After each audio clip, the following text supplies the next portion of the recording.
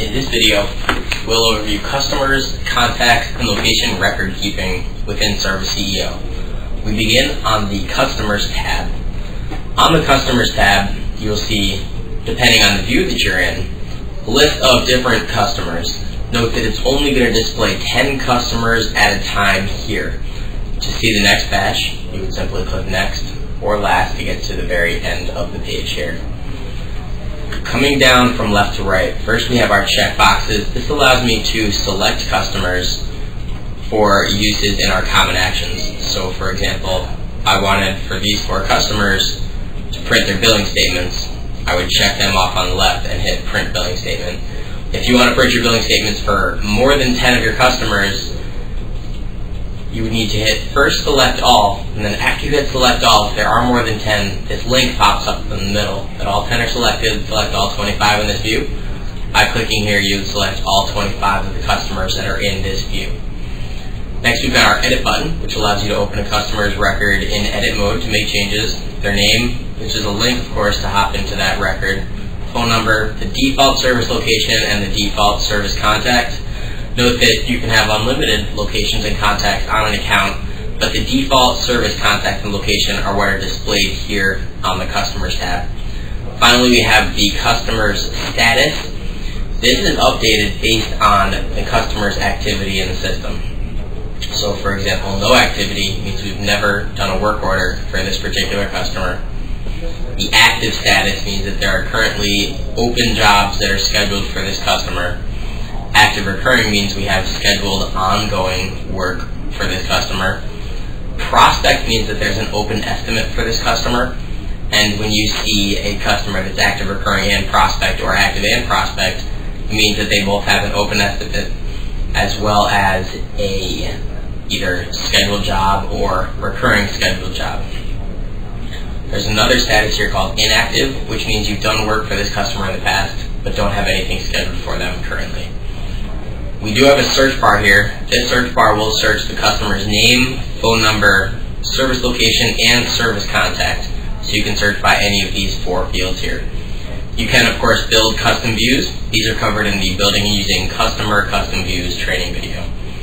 First, let's open an existing customer and look at our options, and then we'll build a new customer. We clicked into the Anderson family. Inside the customer record, there are a lot of things to be aware of. First is your Common Actions button. This is the most used button in the system and allows you to enter in new contacts or locations for this customer, start building a job or an estimate, or to apply payment for the customer, as well as to print their billing statement and view all of the work order history, invoice history, or any estimates that you've ever done for this customer. As we scroll down, we'll see the customer's account number, which is set sequentially based on when the customer is created in the system, their name and status, as well as the current balance for this customer. This is red, so we know that they owe us money. We're black, we know that they have a credit on file. You can see the business unit they're in, if they're using business units, their type, as well as the owner, which is the person who created this customer, the marketing campaign that brought them to you, as well as the default service contact and location and billing contact and location. Notice that these are different for here. It's because we do the work for Susan at 137 Warren Avenue, but we mail the bill to John over here. This may be a tenant, for example, over here, and this could be the landlord.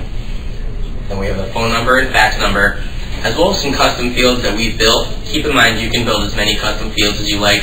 This is covered more in the custom fields training video. The payment information bar allows you to set the default payment type as well as the payment terms. So if normal customers get 15 days and this customer gets 30 days, you can override that here. There's also a checkbox to make this customer tax exempt and a place to store up to 2 credit cards. Coming down, we also have a notes section. These are very, very important. Anything in private notes are only seen by users of Service CEO, and only users of the CSR user level or higher. Field techs cannot see private notes. Anything you put in the work order notes section will print on every single work order you ever do for this customer. However, if the customer has multiple locations, there is a section that allows you to store notes specific only for that location that will only show on work orders when you do work at a particular location. Invoice notes follow the same concept as work order notes. Anything you put in here will print on every invoice you ever generate for this customer. Coming down the page, we have a lot of visibility into data from here. In the middle section, we'll see our upcoming work orders. It's only going to show 1 to 3, the first 3 of your upcoming work orders. However, you can tab through by clicking next. This, again, will only show you work orders in the future. To see past work orders in job history, we click this work orders tab here that says view all work orders. This will bring us to the work orders tab and will show us a list of all of this customer's work orders.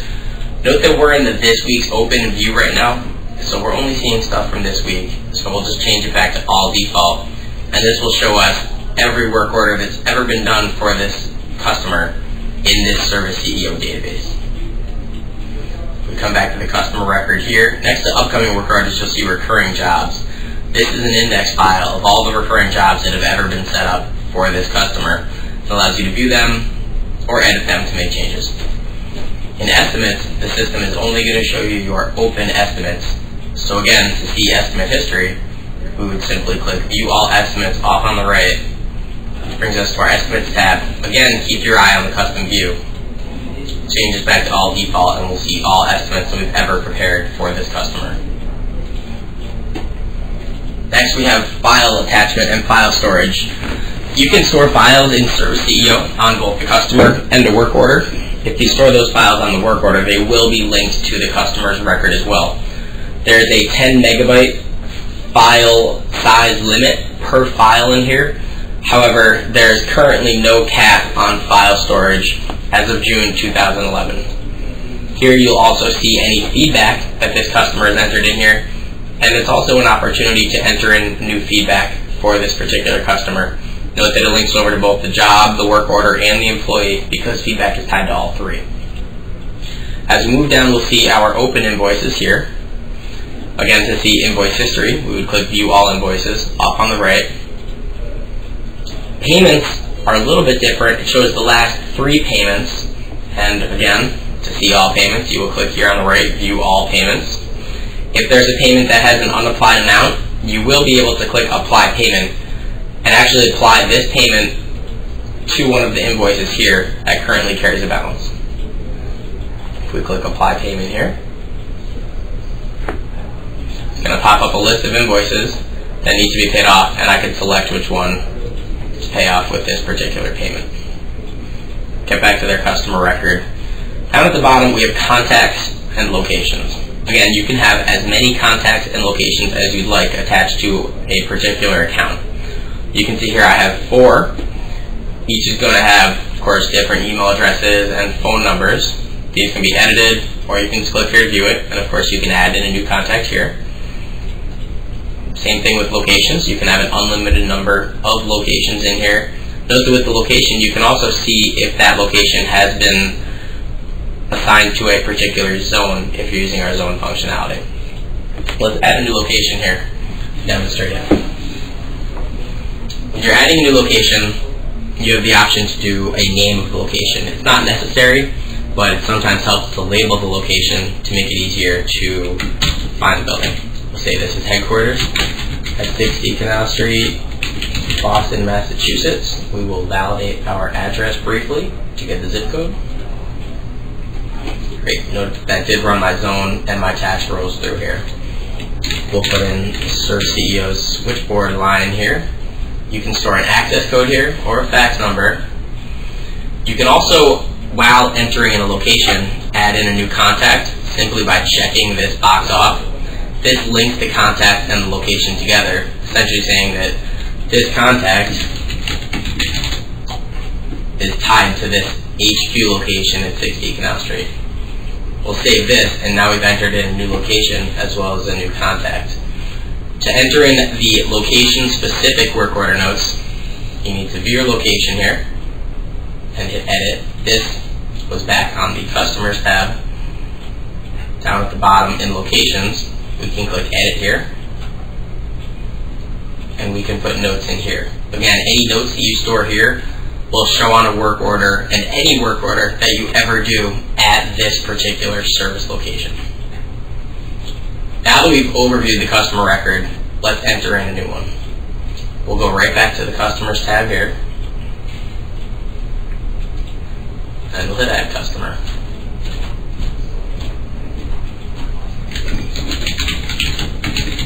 There are 4 required fields in Service CEO: first name, last name, customer name, and the street field. If you don't have an address, just leave it so it says enter street here, and you'll be able to save the system.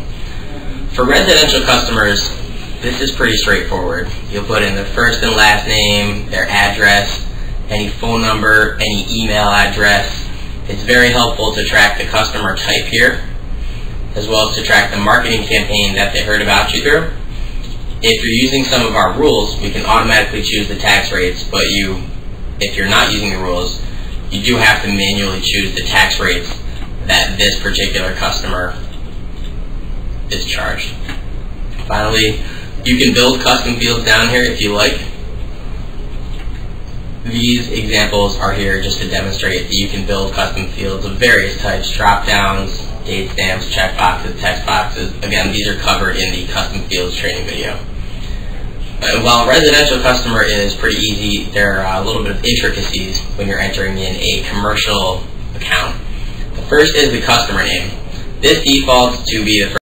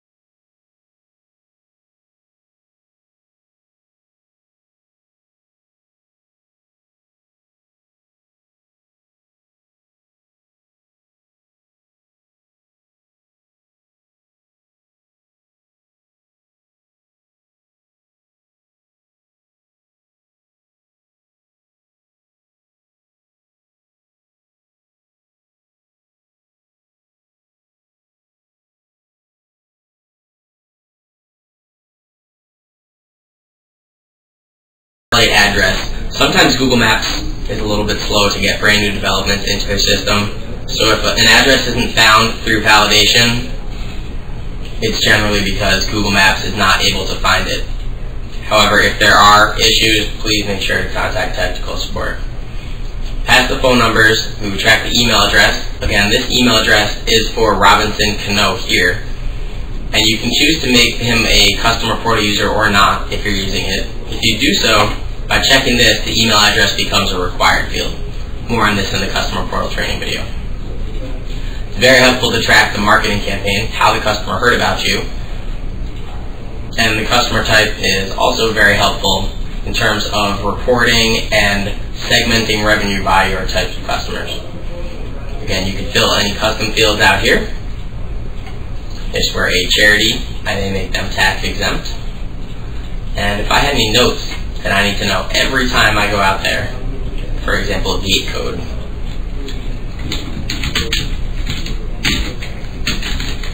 I can track that here, and this will show on every work order I ever do for this customer. We'll go ahead and click Save, and you'll see that now we've created the New York Yankees as our customer.